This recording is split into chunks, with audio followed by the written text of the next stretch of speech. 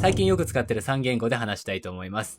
まず私は日本人で日本在住なので、もちろん日本語をメインで使っています。大学生の時に言語学習にハマって、独学でいろんな言葉を勉強していました。それでたまたま運よくテレビに出させていただいたり、本を出させていただいたり、ありがたいことにいろんな貴重な体験をさせていただきました。今は IT 企業で会社員をやりつつ、中国語で日本語を教える SNS の活動を行っていまして、最近はインドネシア語での投稿も始めたところです。日本語での投稿も機会があればやってみたいなと思っています。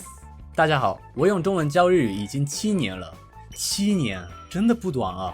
一开始我完全没想到能坚持这么久，一直以来支持我的朋友们真的非常感谢你。最近我在本职工作上也负责台湾市讲的行销，用中文的机会越来越多，让我感觉以前的一点一滴现在都连成了一条线。过去我主要是上传长影片，但最近也开始尝试做 short movie， 有些内容不太适合做成长影片，但做成 short movie 就刚刚好。所以接下来我会持续更新，如果你有什么想我聊的话题，欢迎在下面留言告诉我。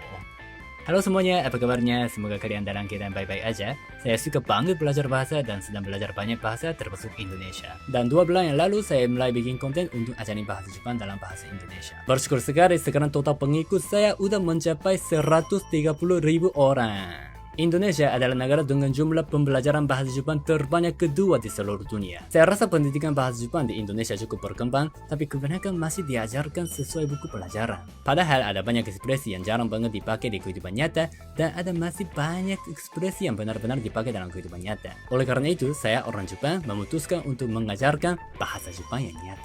Terima kasih banyak atas dukungannya, dan mohon terus dukung saya ke depannya juga.